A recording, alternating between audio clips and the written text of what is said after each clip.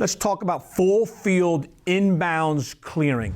As I said before, in the full field clearing drill that we showed before, going two different directions, this was a great pre-stretch drill. When I was first coaching high school, we did one of these two drills almost every day before we stretched, because I just felt clearing is such a weakness of most teams, youth in particular, in high school even.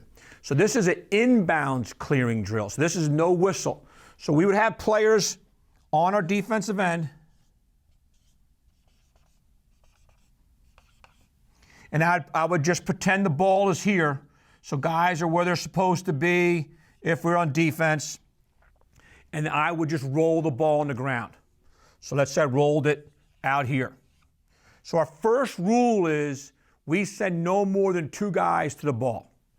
We want everybody else to get inside. So very early on, we put a coach here or a trash can here, and we would send, let's say, two guys to the ball. Everybody else gets into the trash can.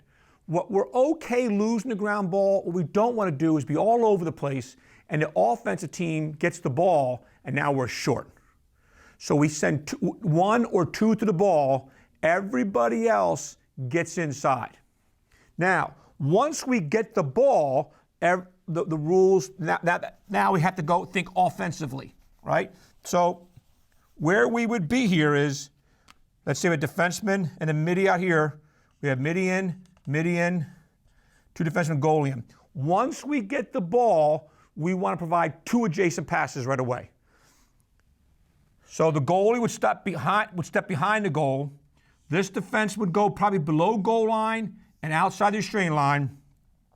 We're going to break perpendicular to the sideline and give this guy an adjacent pass. He's got an adjacent pass here, he's got an adjacent pass here, or even a third adjacent pass out there. Depending upon which way this defender throws the ball, that dictates where these other two guys go. The ball goes up here, we're going to give another adjacent pass.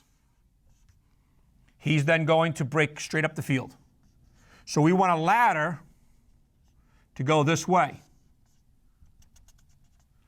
Right? So if the ball went the other direction, if this guy ran upfield and circled and threw the ball to the other side of the field, now we're going to give an adjacent pass, give another adjacent pass, and then run straight up the field. So that's our pattern on an inbounds clear. Ball goes in the ground, goalie makes save, intercepted pass. We want to chase the ball with no more than two guys. Then once the ball's picked up, provide adjacents for every single guy that catches the ball. The way we line up our attackmen, in particular now with the over and back rule, is we put two attackmen out the restraint line and only one guy up here. It reduces the number of defensemen that when the ball rolls to the midline, it cannot get back on. Once we get possession here, this attackman is dropping also. So we already have two deep, but once we get possession, he's going to drop also. So we want to attack the ball with two, provide adjacent, everybody else get inside, cover up the crease. Once we maintain possession, give adjacent to the scooper, then give adjacent to the first passes, and we make a ladder up one sideline or a ladder up the other sideline.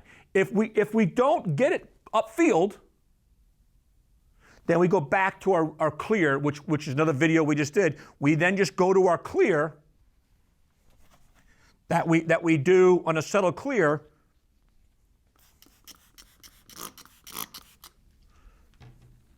Which would be, here's the box over here. Midi, LSM, sub a defenseman out, sub a midi on, D, goalie, D. So if we don't get the ball going upfield, then we line up here, and now where we want to be, and that's another video. Inbounds clearing is probably the majority of the way in which you're going to clear the ball. And what players do is they jog, make sure they run, and make sure they're trying to create separation from the riding guy. And the other one is run to the sideline. A lot of players run upfield because they want to get to the offensive goal.